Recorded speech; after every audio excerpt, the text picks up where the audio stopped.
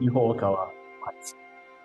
And he, the four teachings, the four principles, and the 3,500 books that he has released, they all basically cover these four principles. So you can imagine the amount of teachings that are available out in Japanese, translated into English, and they all cover somewhat on one of these principles. And they're not just independent of each other, they're all connected.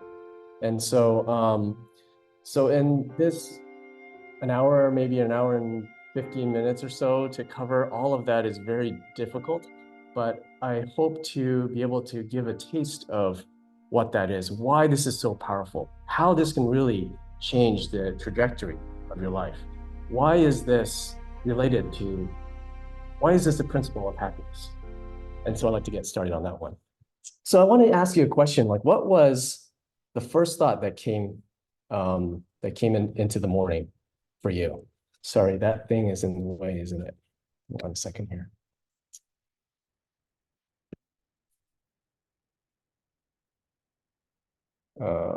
Oops. Can you see it? Okay. So, sorry, let me get this out of the way here.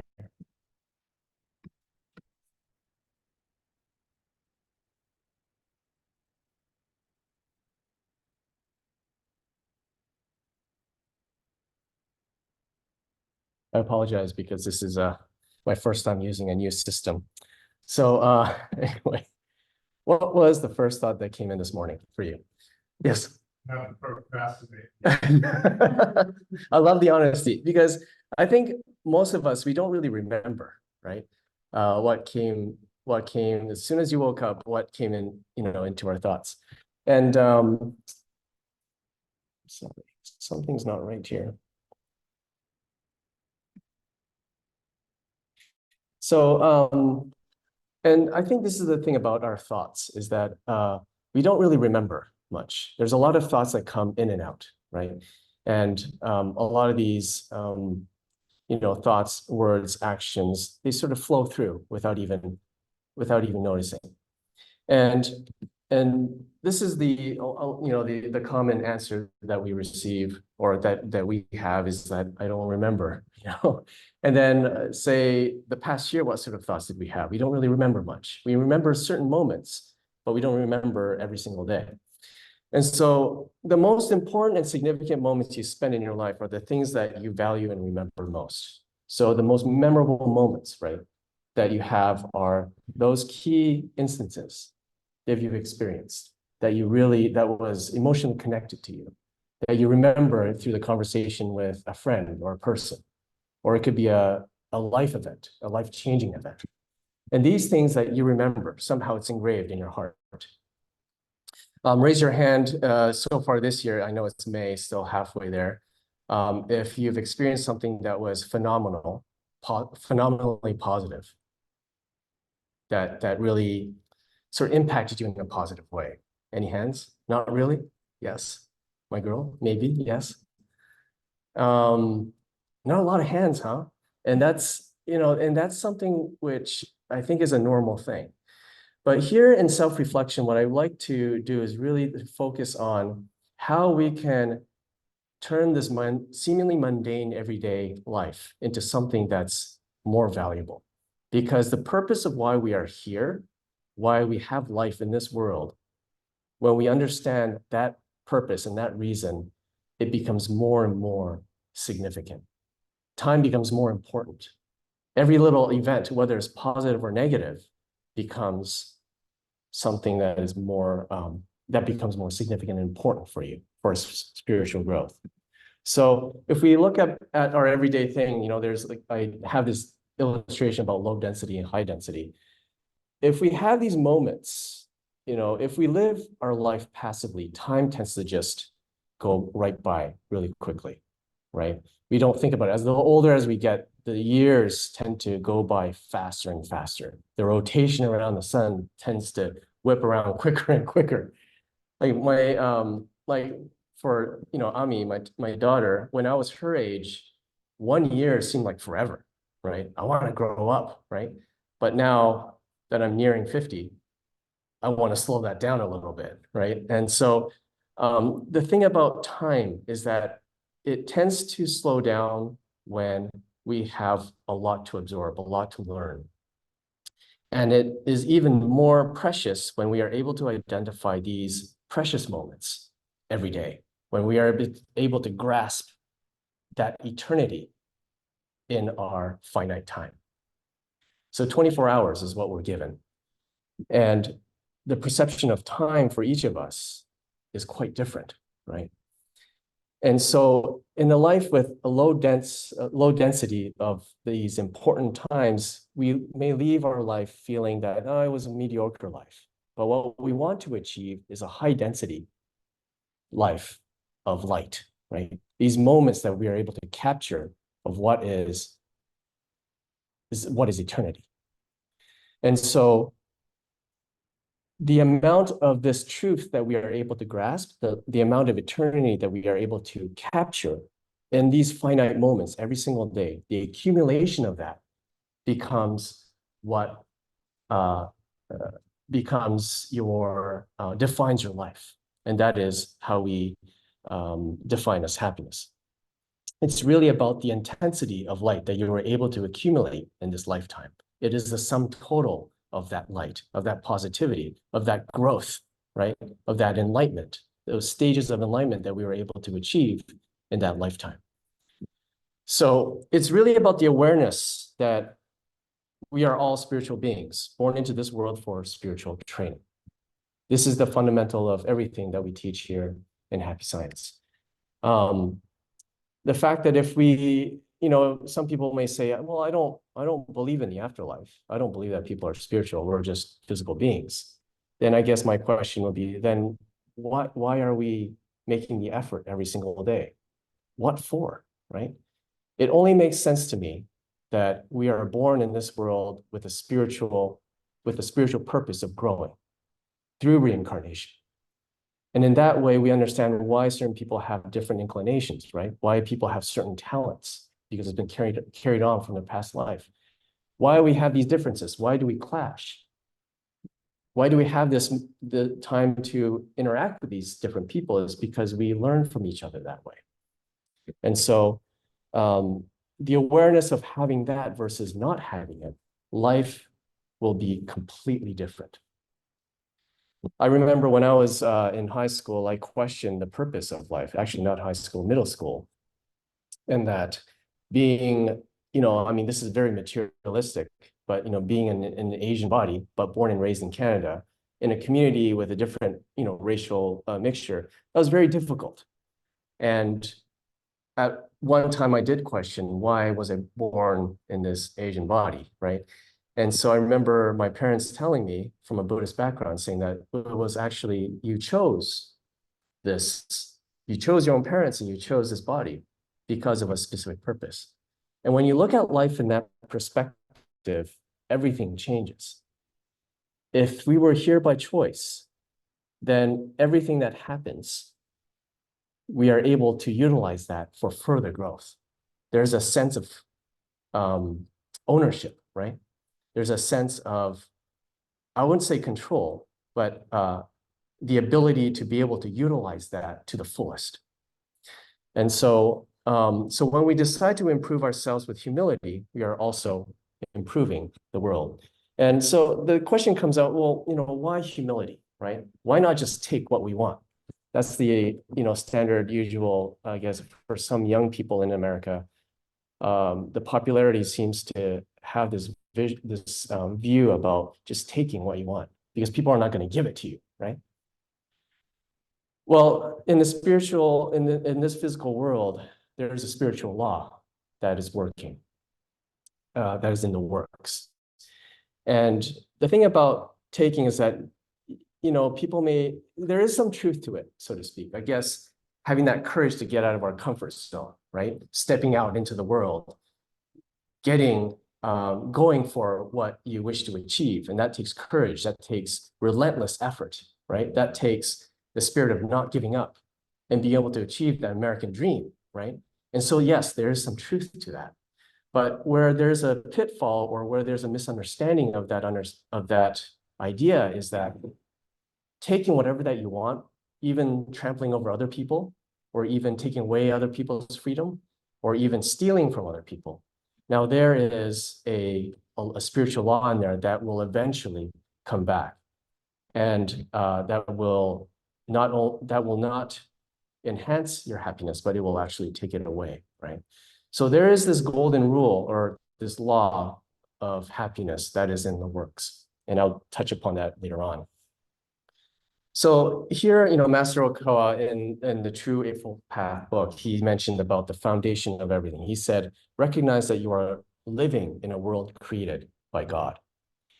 By God, we mean like this great will in the universe. In Buddhism, a lot of people misunderstand that, well, I thought Buddhism didn't believe in God. It's like, yes, we do. There is the great Buddha statue in Nara, the Vairocana, Buddhist statue that represents this saving, this salvation, the consciousness of salvation. And when we recognize that we are living in a world created by God, then everything begins to change, right? I apologize by this long text. I usually don't include these long texts, but I'd like to read this to you because I think this is very important from the foundation of self-reflection. So he says about faith, he mentions about faith. And he said, faith may represent a strong image of worshiping a divine being that exists somewhere far beyond, or of asking for help from some other power. However, what is the origin of faith? It lies in the secret of creation, that you were created by God.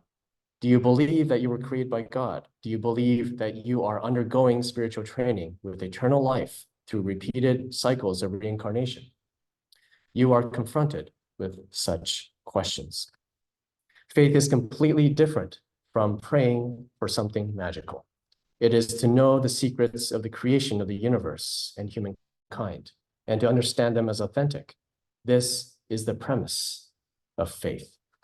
Right, this is from the True Eightfold Path, page 32. So the question, do you truly believe that you are a spiritual being born into this world for spiritual improvement, right? Now, I know we've been learning this a lot as members, but the question is, do you truly believe it?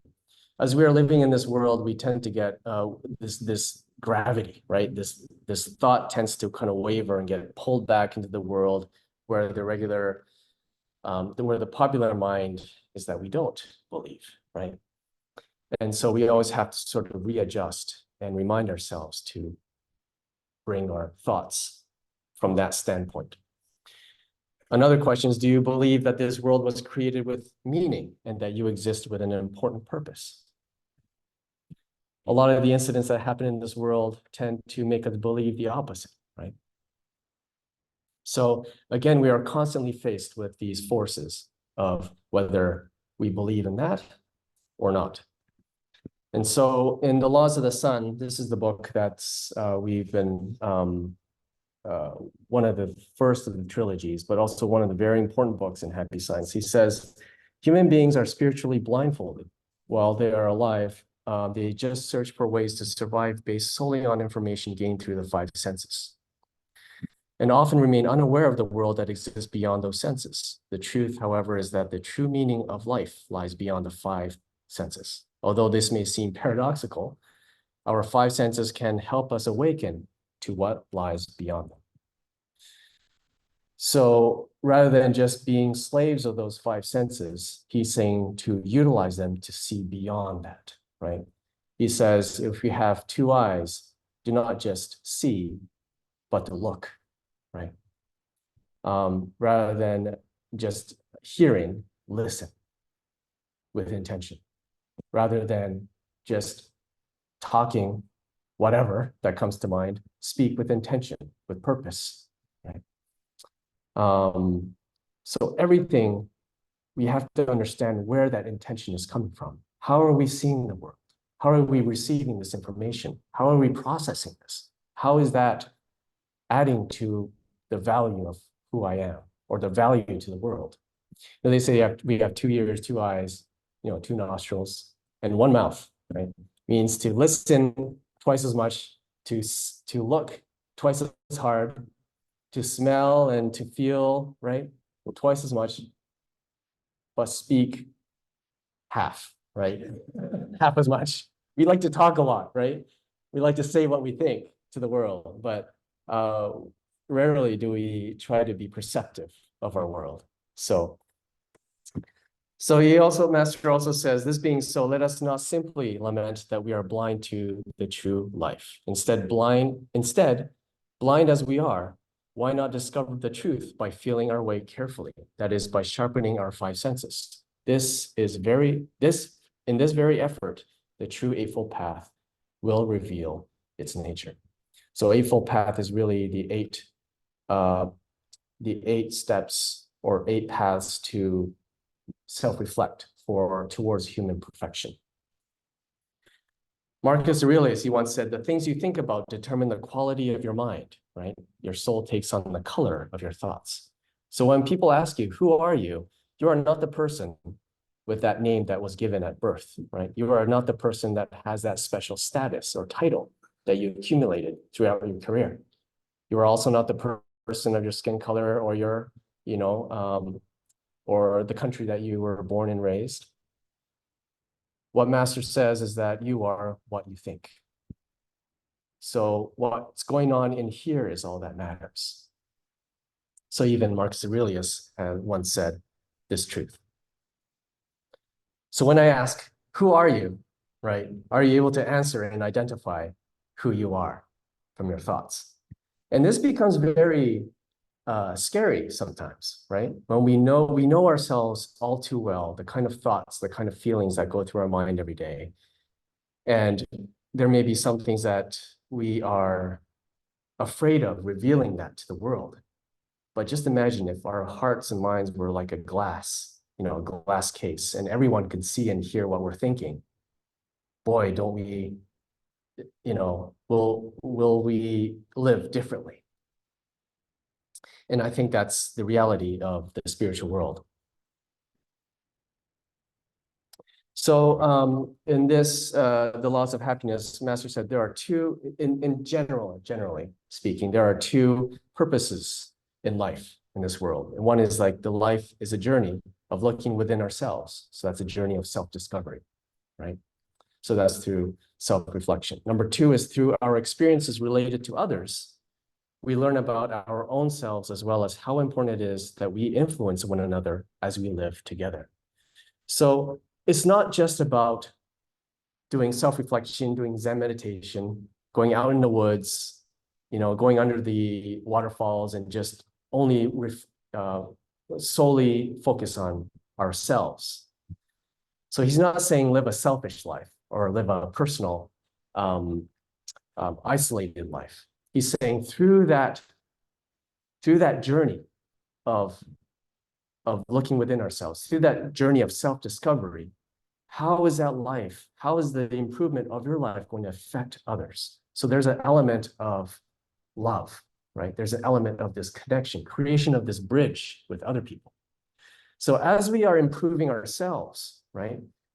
So if we are to use this analogy of light, that as we are increasing our enlightenment or our awareness or improving of ourselves, this light begins to grow and the intensity will grow stronger. That light will influence other people.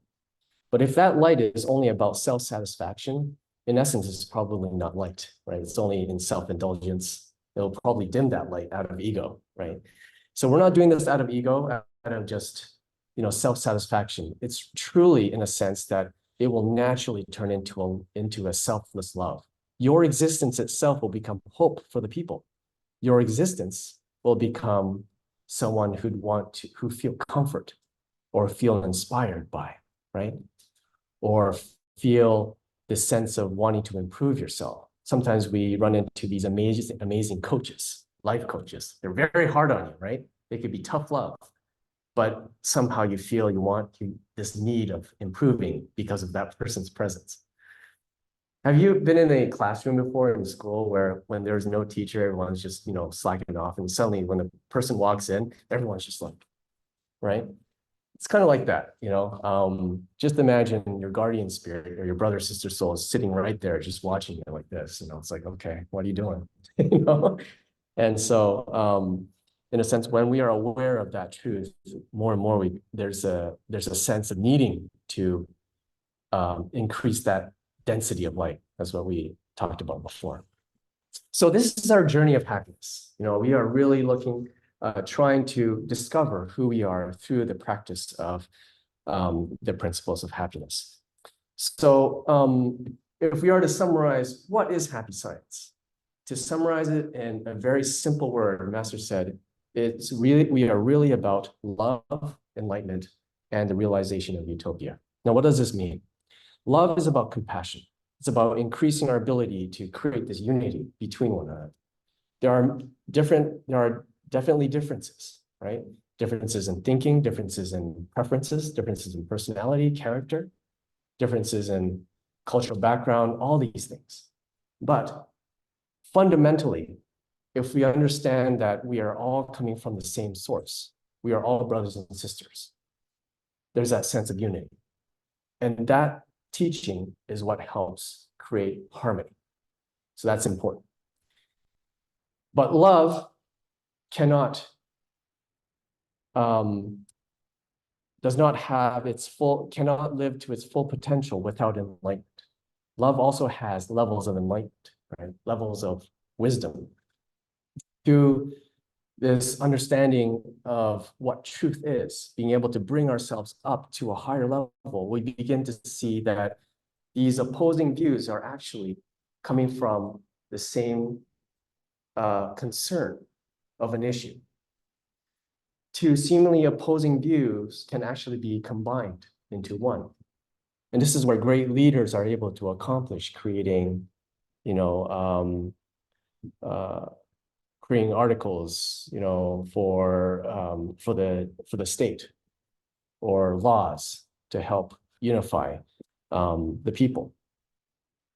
And through the process of understanding that everything starts from love, and through love, we are in the process of improving ourselves. When we take on this principle of self-responsibility and improving ourselves, then we are able to create a great world, right? If everybody in the world assumed self-responsibility, wouldn't this world be an amazing place, right? The garbage that's out in the street, if people were responsible for their own trash, the streets would be clean. If people stopped blaming other people about why their life is miserable, the darkness would be less than half, right? If people were to live with self-responsibility and embrace all of their life struggles and find a way to find a light, right? To overcome those challenges, then that becomes an inspiration for all. And then people will be able to encourage each other. It becomes an amazing world. So in order to create a better world, it's not all about fixing the system. It's not about fixing somebody else, but it's really about improving ourselves first. Everything starts from the self. And this is where self-reflection begins. So in this new book, What is Happy Science? Unfortunately, I only had a Japanese version, so I translated this from Japanese. Hopefully it's accurate. But it says here, first, he says, start from the self. Begin from correcting yourself toward the right direction. It is important to establish a right foundation for yourself. Through the process of establishing your foundations, you will be able to change others. Then you are able to transform the world into a utopia. This is the right path. So this is why we do not end in idealism. To get to that end, there are realistic steps to reach to that goal, to reach that goal. Does that make sense? Yeah. So the realistic steps to get to this ideal world is really what we call the exploration of the right mind. The exploration of the right mind is really about why do we call ourselves happy science? Well, that's a literal translation from the Japanese name. Why science? It's because science is about exploration, finding what is truth through the exploration of what's within. And there are laws that govern our mind, right? Why do we Why is holding a grudge or being angry or jealousy?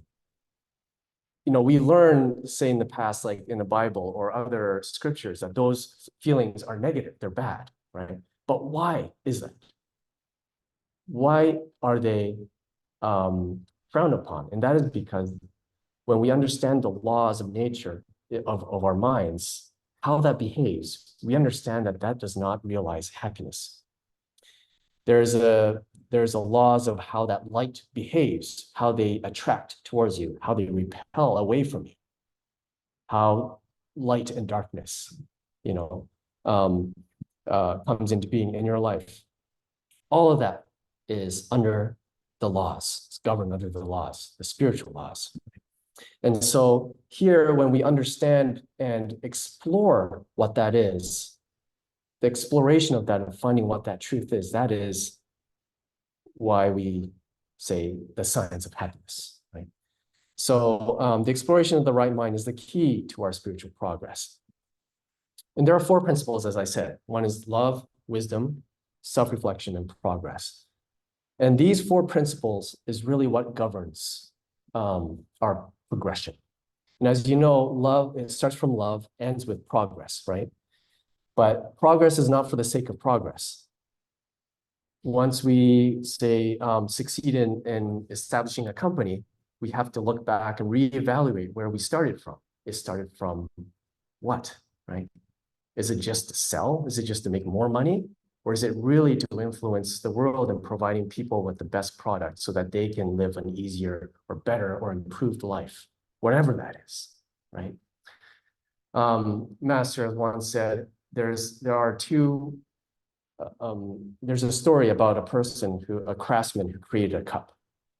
And that person's intention of creating this craft, cup, he had a lot of heart. He put a lot of heart into it, creating the best cup in the world, wishing that the person, whoever receives this cup, is able to enjoy his tea every morning. Just imagining this person enjoying it, he crafted in a way that where the handle is or how it's shaped. And then there's another person who found this cup, copied it because it was selling well, and wanted to make more money. So they took an exact copy and created a mold and just sold it. And what happens is, yeah, those cups are cheap, and it might progress in the beginning, like say this person makes a lot of money who copied the cup, but eventually the person who's making this quality cup tends to stay on the consumer's shelf longer because there's like this light that comes through it. The person who puts into it, there's a life that's breathed into this baked clay, right? And so again, the question is about intention. When we perform our work, when we create a product, when we are engaging with people, when we are interacting with other people, when we live our life, when we create that email, when we send a text, what is our intention? Is it really to prove our ego, or is it really to become egoless as possible? Is it to show our love and affection for other people? Is it to show respect to other people? Or is it to prove ourselves that we are better than other people, right? So again, this is why when we come to progression, we always have to reflect and go back to love again. Where did we start from? Why are we here? We are here because of love. We are here to improve society. We are here to improve ourselves, right? So this is why the principle of self-reflection, we're right there because that is right before progress. And it is my intention to hopefully give hints that you'll find to help kind of steer life towards optimal progression. So be prepared to challenge your ego, because in self-reflection, what happens is that the ego tries to resist this change. It wants to resist admitting to our mistakes, right? Or admitting to our errors, admitting that we have a lot of the negativity. So what's important is to remind ourselves that truth is about what is right, right? Even though it hurts our ears, it's about knowing what is right, not about who is right, okay? Because when we start to argue about who is right, then you have these arguments. But when we talk about what is right, then both sides tend to calm down a little bit and make the right choice. And we are able to admit, oh, yeah, I was a little bit myopic about this opinion, for example, and then apologize, and that's okay, because that is progression. So I'd like to introduce you to two videos, Master. One is one is about self-reflection. And so this is more of about introduction of how he sees self-reflection and about tendencies, how we can improve our tendencies. So here we go. その過去の転生を繰り返してやっている中に、魂には一定の傾向性というのが出てきます。それは職業の中に出てくることがある。何度も何度もやっているうちに、その人の魂にとって長所とも言うべき特徴と短所とも言うべき欠点、そういうものがはっきりと出てきます。そしてその生まれ変わりのシステムをつぶさに研究いたしますと、どうやら人間はこの世に生まれ変わってくるときに、生まれ変わってくる前に今世の魂の修行の課題とも言うべきものを明確に決めてきているらしいということが分かってきました。過去何回かの地上経験を経て、その方が卒業できなかったこと、人生として人間として生きてきたときにそのままでは合格ではなかったと言われるところを、もう一度同じような環境において試されることあり、全く逆の環境において試されることありです。少年については、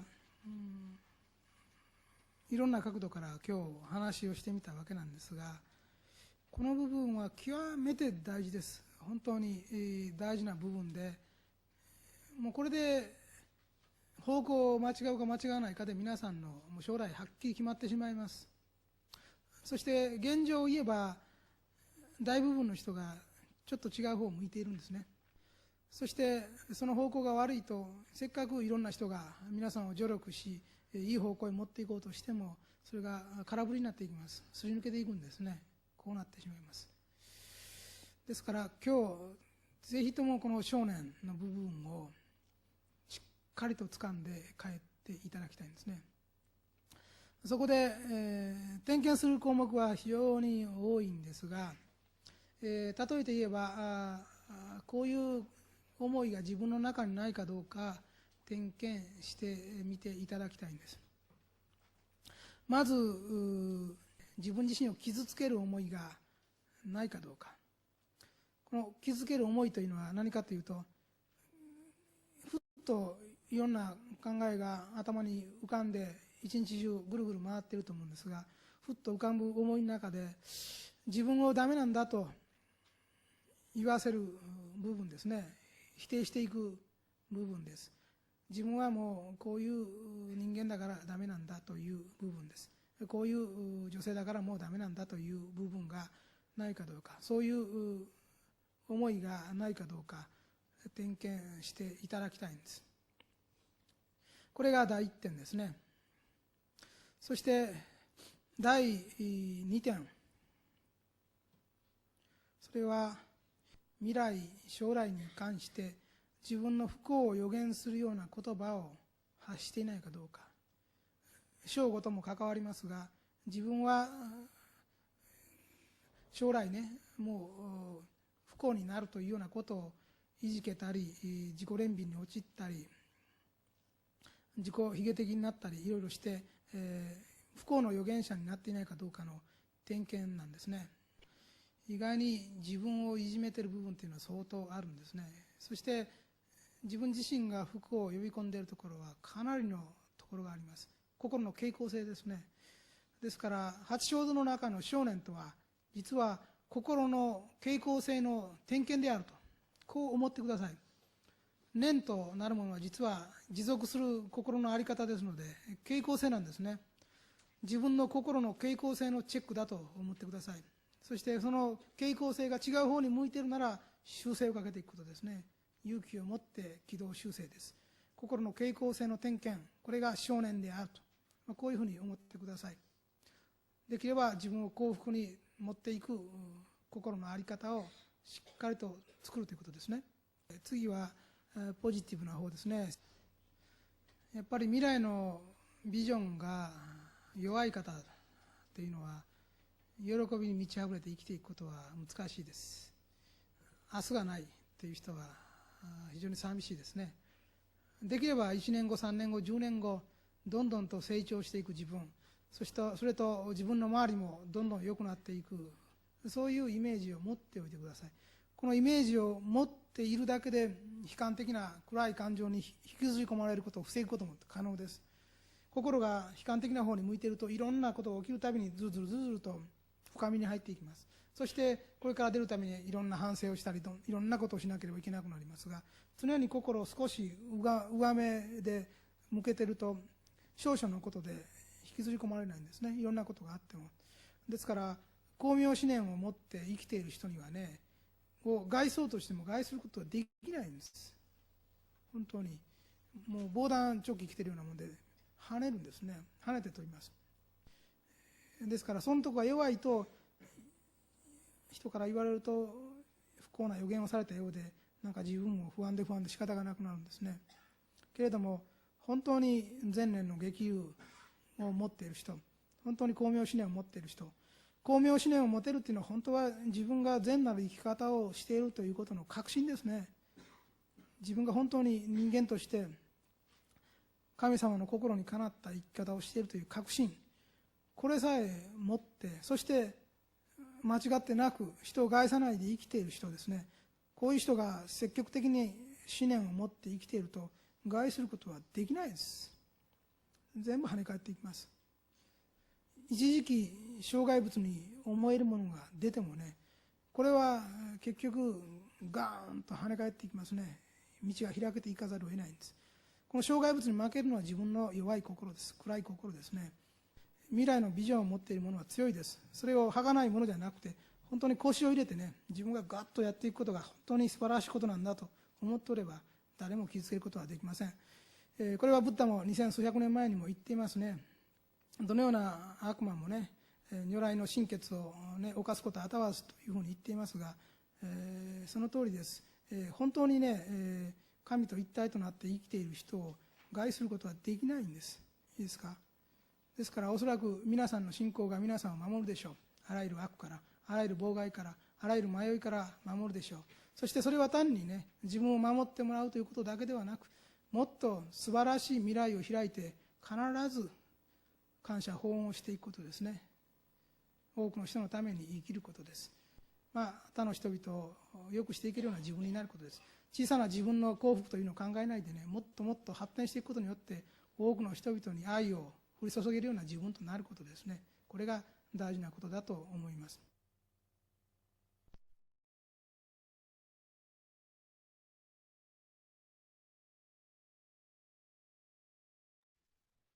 All right, yeah. So those are the two lectures. These are very old lectures. Actually, dates back, I can't remember. Was it 1980s? These lectures. So you can tell it was in a standard definition, and the camera work was, quite retro. And I do apologize. It was all in subtitles, but that's what we have right now. I hope you were able to read from way back there. Okay. So he mentioned about tendencies. And I think this is very important. When people ask about whether fate and destiny exists, right? Master would say, the answer to that is yes and no. Yes, in a sense that if we continue to live in this way with this inclination, it's most likely we will get to this point. Have you seen in certain graphs, right? People predict in economy or whatnot, there are certain directions that we have, inclinations that we have. If we continue to go this way, you will see the cause and effect of where that will take us. And so he was talking about our negative tendencies. Do we have, thoughts or, thoughts or words that we tend to speak over and over again, right? Do we have those habits that tend to ruin our happiness? finding excuses of why we can't be happy, finding excuses of why, say, we are miserable. So those are the tendencies I thought we might want to try with this self-checking exercise. Another one is, what must we do to counter it with positivity? So he talked about will, right? And will is really a strong power. Whether we recognize it or not, if we have this continuing force behind our action, behind our intention of what we want to achieve, this is something really exciting, actually, to discover. What is it that drives you? What drives your life? And it could be something positive or negative. But I think really being able to recognize what that is, and being aware of where our thoughts are going, is the first step to enlightenment. And so let's not put judgment on ourselves as like, oh, this is why I'm such a terrible human being. It's not about confirmation of how bad we are. Self-reflection is really about discovering why we are living the life that we are from a third person perspective. Okay, so let's take about 2 minutes to identify these two questions. What are the tendencies you are struggling with? And then the second one is, what must you do to counter it with positivity? So let's just take a short moment to think about it. So I'd like you to just kind of sit up straight, okay? Make sure your shoulders and neck is relaxed.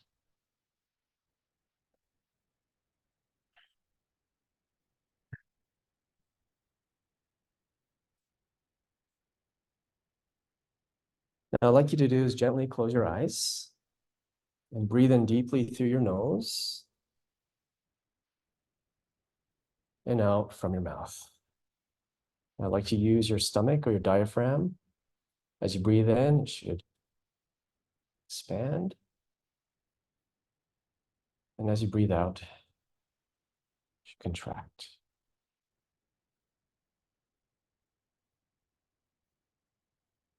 Count your breathing from 1 to 10. As you inhale, count that as 1. As you exhale, count that as 2.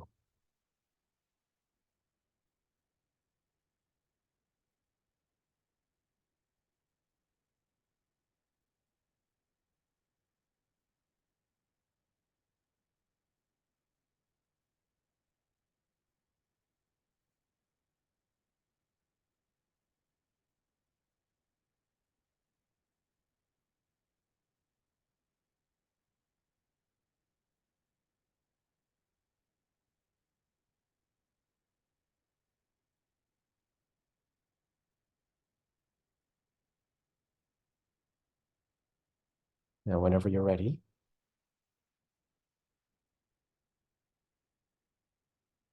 please focus on these two questions. What are the tendencies you are struggling with? And what must you do to counter it with positivity?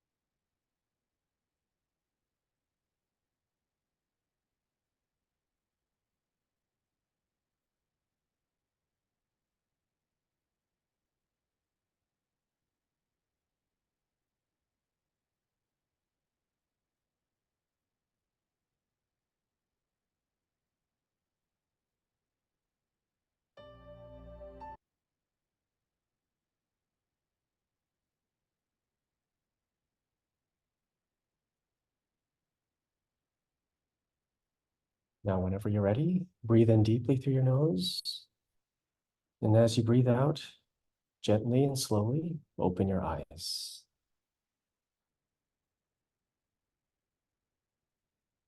Right. Hope you were able to find some direction, I guess, or flow that we tend to have, right? All right, so next one, I'd like to show you two more videos. Again, these are subtitles, and he is talking about also, that's related to self-reflection. No explanation necessary, I'll just show you right away right here.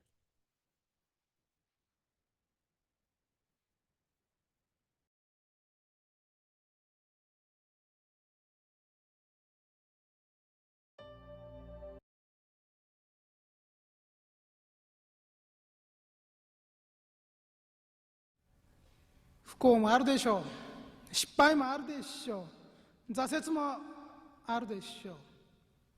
しかし、どのような境遇からでも幸福への出発というのはあり得る。それを考えてみようではありませんかということであります。これを題して人生の再建と称したいと思います。まず一番最初に申し上げておきたいことがあるのです。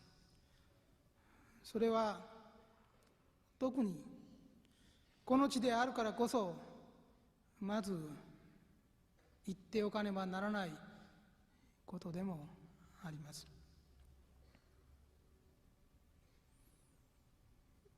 仏教の中で恨み心で恨みは解けないという言葉がございますが、この一行の文句、これ自体がわからない人が数多くいらっしゃいます。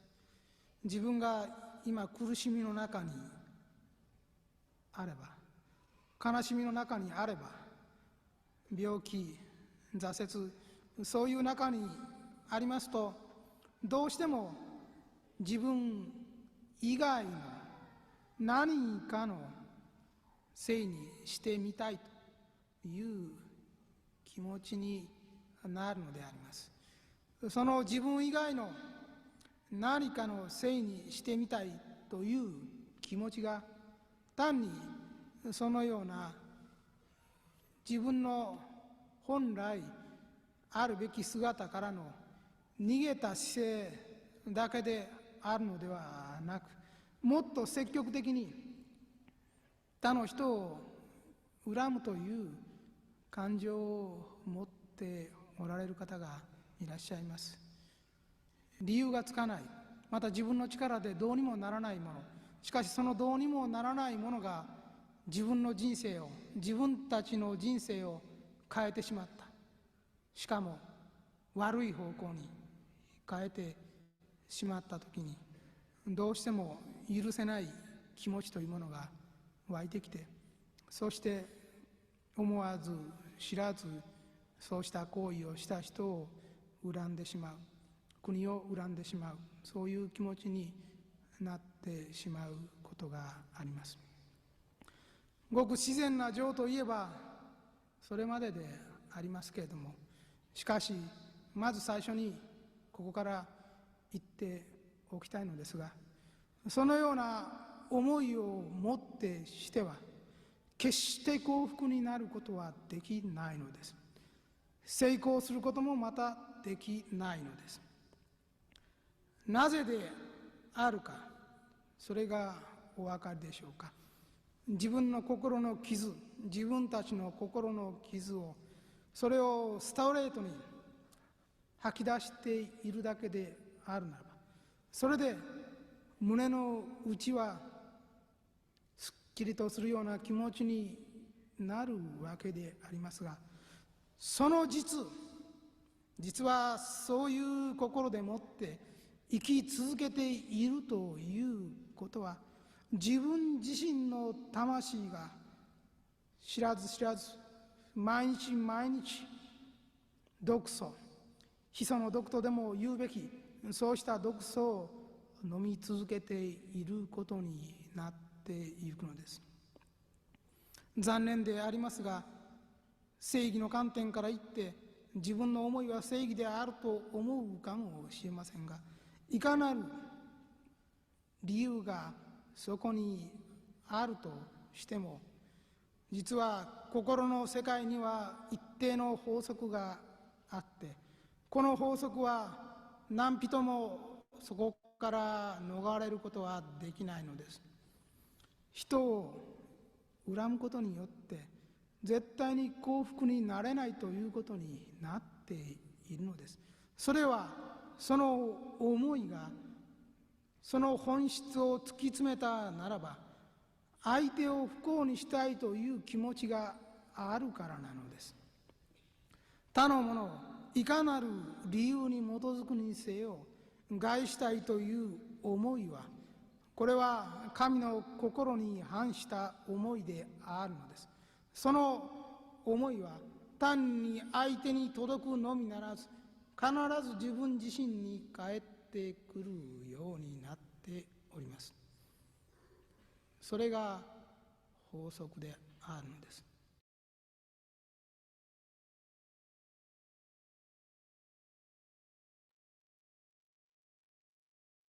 Right. Gradually, our master is becoming more and more tough on us, right?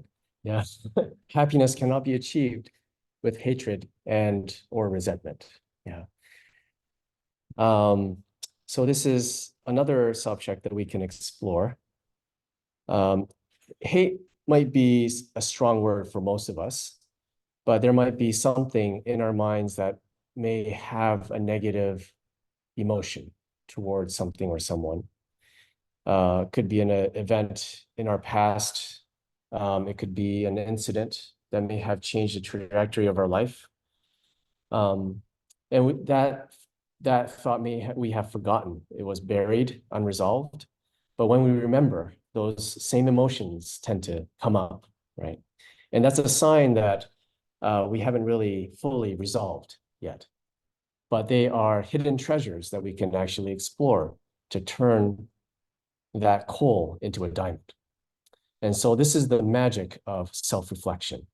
When we are able to take those moments that may seemingly be unforgiving or difficult to process in this worldly sense, if we are able to confront it in a way from the spiritual standpoint that we were born with this purpose of soul training, that these moments were perhaps necessary for us to learn something valuable, what could that be?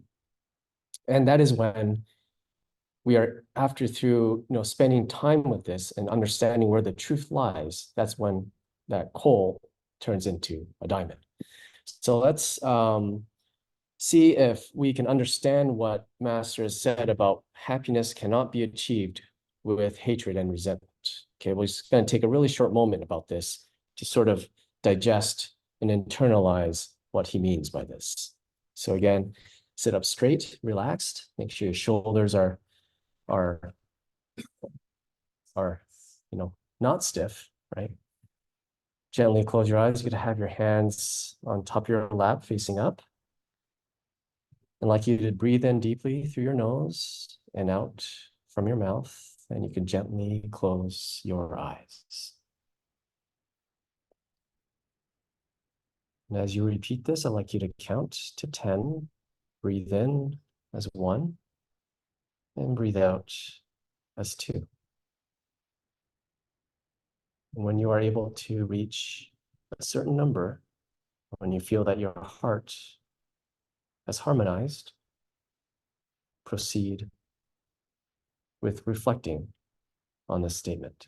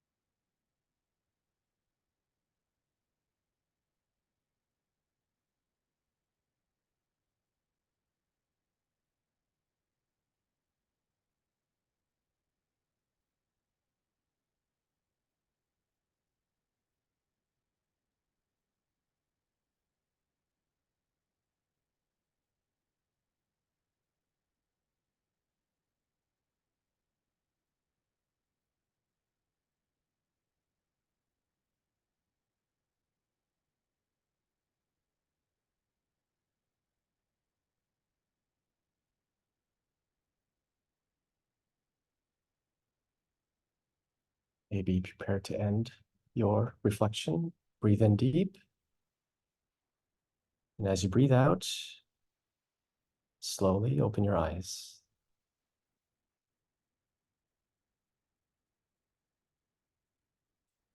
Very short time, but I think it's a good amount of time to sort of absorb. Great.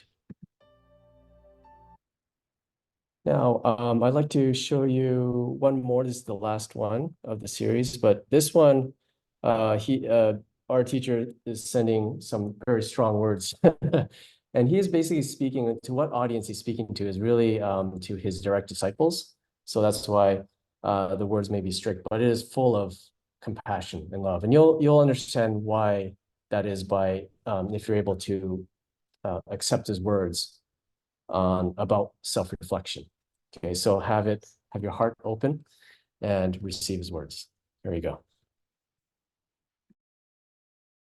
反省ということを、過去を振り返ることのみと誤解している人が数多くありますが、本当の反省の目的は、その自分の思いと行いを正すことによって、より積極的なる人生を展開するところにあるのです。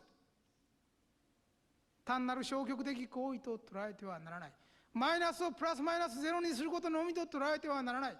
反省の奥にあるものは、より積極的なる自己を展開し、神の心をこの地上においてユートピア実現という名のもとに成就していくことであります。この一戦において反省、祈りという両者は一刀のもとにその違いを切って捨てられるのであります。我らは方法論のみに目を奪われて、その本質にあるものを見忘れてはならない。願うべきことは、現在の自らの在り方を改め、より素晴らしい創造行為を営むこと。この一点に全てが集約されるのであります。さてしかし、反省には複雑な要素がつきまとっているのであります。そしてその反省の効果という点に関しては、皆さんは残念ながら追体験できないでいることが多いだろうと思います。それは霊的な目で見るとするならば、まさしく皆さんが反省ということを始めたその瞬間から、皆さんにいろんな形で取り付いていたその悪しき者たち、悪しき霊たちと言ってもよい、そうした想念の塊がロープを切られたがごとく次々と落ちていくのであります。私はこれを見ているのであります。この力の強さということを知っていただきたいと思うのです。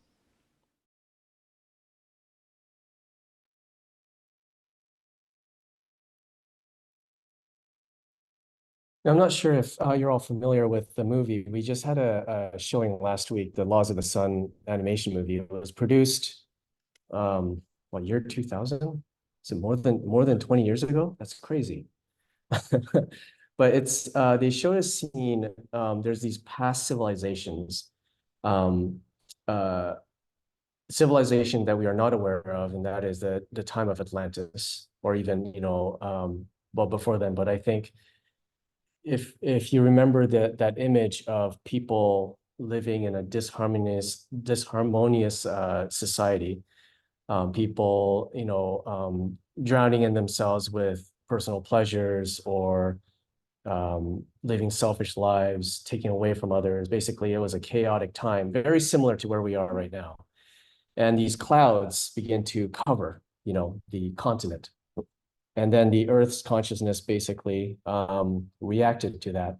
It's almost like a cancer growing on its surface. And so it caused the whole continent to sink and left no trace.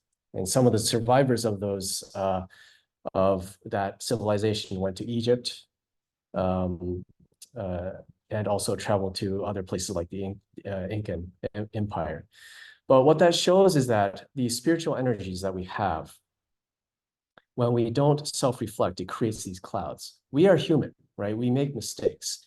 And there are a lot of things that we do that may hurt others unintentionally or intentionally. And these clouds create. So evil does not exist on its own. Evil is created by the collision of two freedoms, right? And so this is why what Master has said once before, like self-reflection is almost like when the trees are, in this world, in the forest, when the trunks tend to collide at each other, right? It'll basically cancel each other out. It's going to hurt. It's hurting yourself as well as the other, trees. And it's not going to be good for the world. But by knowing where each other is, respecting each other's space, learning from each other, we're able to kind of adjust, right? And grow towards up together. And when we are able to grow together in that same direction, that is when we are able to prosper.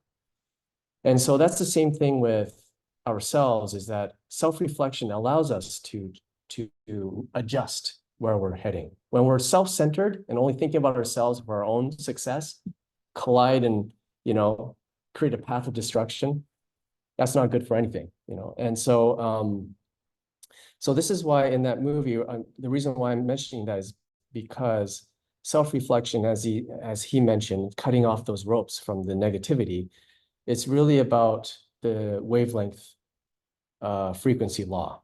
And what that is like your mind is like a radio. When you tune yourself to the heavy metal station, that's all the signal that you get, right? When you tune your mind to the classical station, that's the music that you will hear. And so really, when we receive these negative energies, people tend to think, oh, let's, hold on to this crystal and it'll go away. Or let's throw some, I don't know, charms and maybe that will solve all your problems. And that's not the case. From the principle of self-responsibility, we have the power to change that signal. And so that is the difference here, is that we are able to attune our minds in a direction so that those influences, we call it spiritual possession. It actually exacerbates the problem in our lives. It actually makes suffering greater, the heaviness that we feel every day, right? But when we're able to remove it, when we're able to self-reflect and recognize and find that golden nugget, right? Then suddenly we feel lighter, right? We feel energized. And so that is really the purpose and the goal that we like to reach in self-reflection. So in the True Eightfold Path, he says, set aside your pride and do not be afraid to apologize, right? Angels enjoy seeing those who are self-reflecting, while devils are repelled. Devils cannot, they have a certain vibration. And no matter how hard they try, as long as your vibration is not matching, they can't bother you. So that is what he says by, in the previous lecture, he mentioned about people who are constantly having positive thoughts. Any obstruction is going to just bounce off. It's like a bulletproof vest. And so if there are arrows that tend to stick to you, like, negative words or thoughts, that is because we have certain weaknesses in our subconscious. And that's something to find and recognize. I want to take just a short, maybe 10 minutes. I know it's not that long. Short 10 minutes of discussion, if that's okay. Just to share discovery. Again, this is about sharing. In our Dharma talk, we talk about, we say Dharma talk, which is we share our insights and discoveries, and that kind of creates this energy of inspiration. And you learn from each other, and that is also love. And I know it's not enough time because I tend to talk a lot. I should think about my one mouth and 2 ears and 2 eyes. But 10 minutes, and maybe you just focus on what you have discovered. If it's too personal, it's okay. You don't have to share it, but something that may be something worth. If you have a question, you can always ask and you learn from each other. So let's take that 10 minutes, and then I have a closing remark after that. So you can maybe, I don't know, arrange in groups, maybe left and right, or you could choose smaller groups, maybe, yeah, groups of 4. Yeah. Great.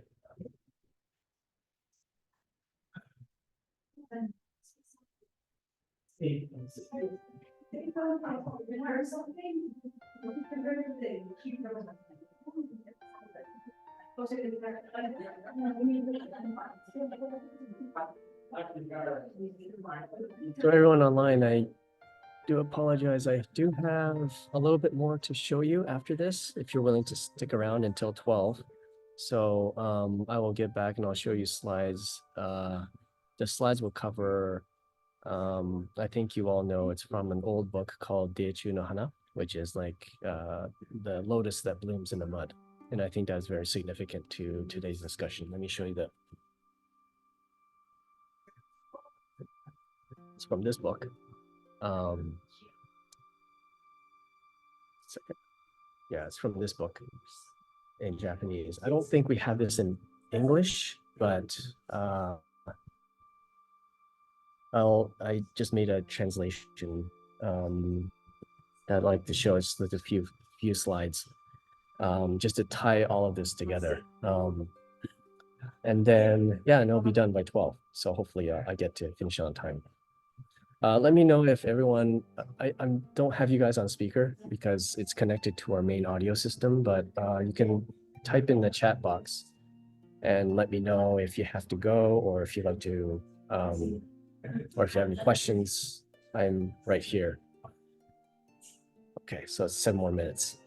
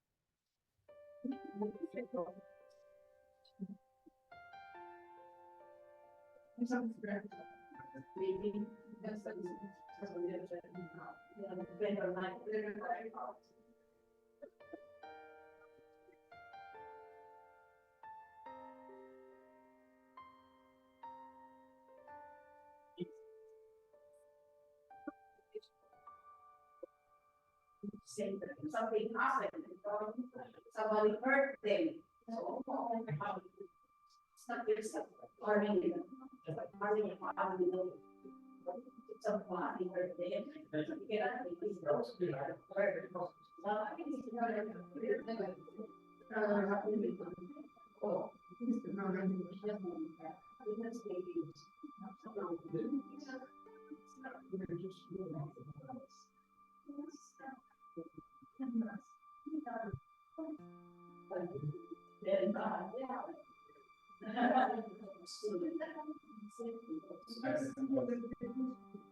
Thinking about the questions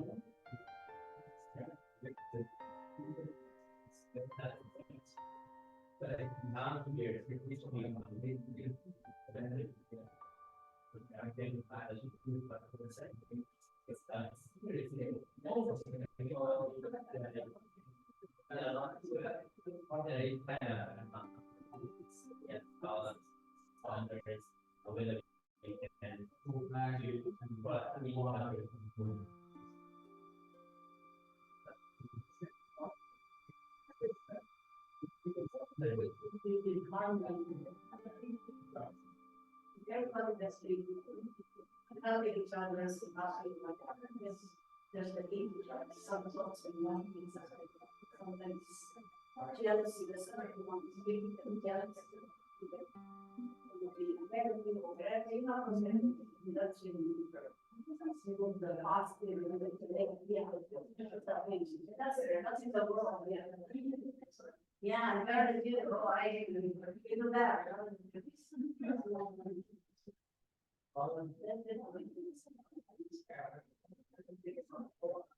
Okay, everybody. I hate to interrupt, but we're running out of time, so if you could wrap up your discussion.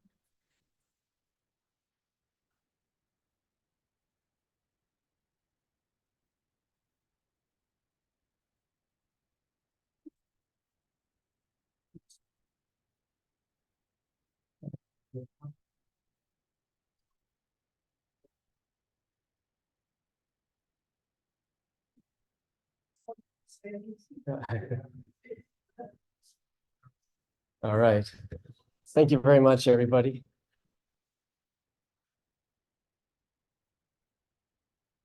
Now,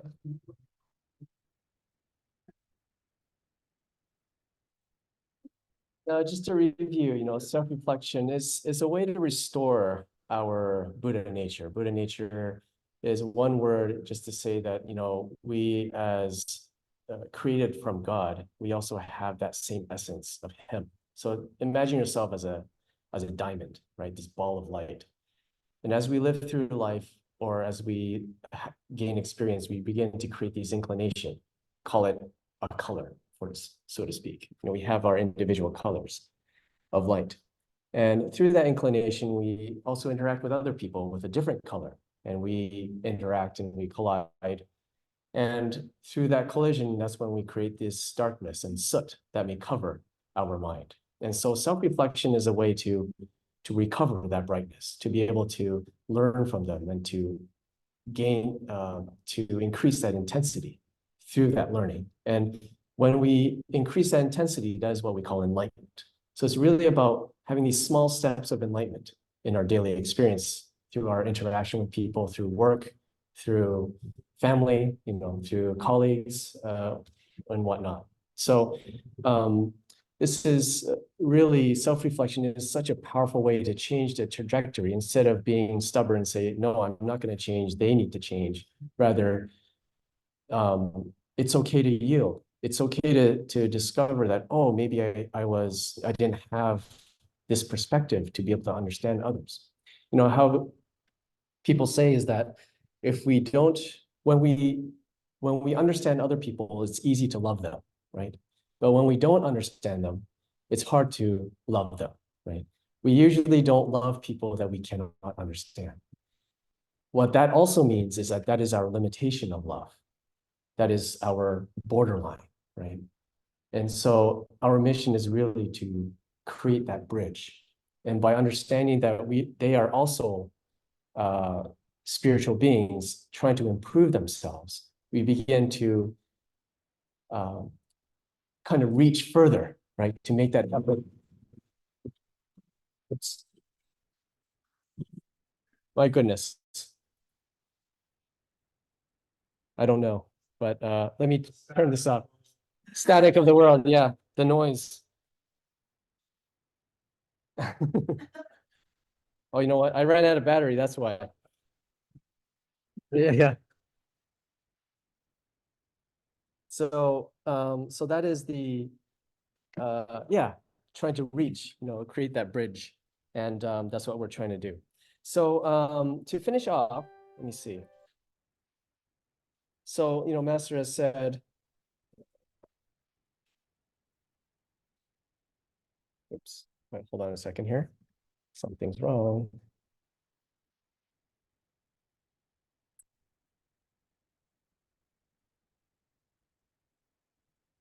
Sorry, I'm still learning the system. Yeah. So let's not blame each other's fault nor hate each other, for we are all imperfect beings learning from God's attitude. Let's try to look at other people with an infinitely gentle gaze.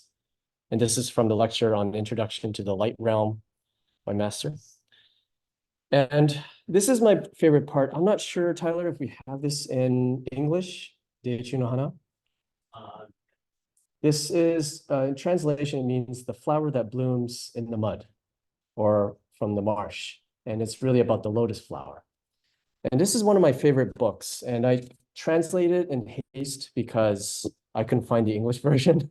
So apologies for my lack of my poetic English ability, but I did the best I could this morning. So he says, no matter what circumstances you are in, allow your flower to bloom. And he says, when you look around this world, there are many seeds of unhappiness. It would be unreasonable to think that one cannot achieve happiness unless all of these seeds of unhappiness are removed from this world. However, accept that this world as is. This world is filled with wars, destruction, hate, jealousy, grudge, anger, insanity. This world can be seen as a world where only the strong prevails. It is difficult to live in such a world. While we learn to accept that this world is such, on the contrary, it is important to understand that the meaning of why you were born into this world, the reason you are here. In Buddhism, this is referred to as the blooming lotus flower in the muddy pond. This physical world cannot be completely purified as one would expect. However, just like the lotus flower, bloom your flower in this muddy pond. That is the enlightenment you must realize in the environment you are given. In this environment, you are to polish your mind, seek your path, and make the effort to bloom your flower. That is possible for anyone to achieve. Do not assume that you will be happy as long as all the physical requirements are fulfilled. Even people who seem to have everything suffer with a void and darkness in their hearts.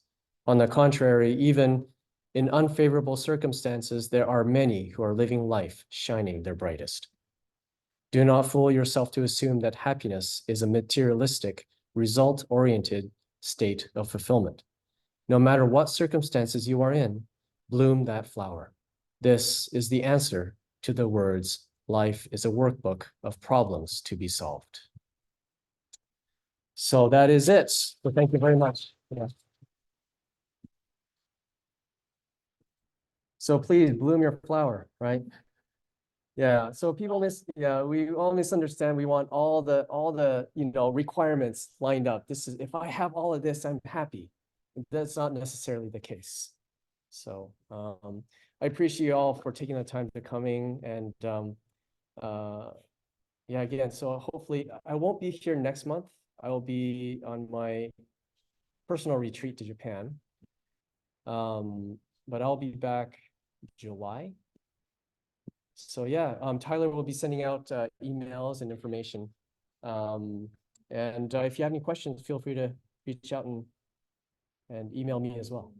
Okay, any questions? Great. Finish on time. Yes, thank you. All right. Thank you, everyone. Yeah, thank you, everyone online.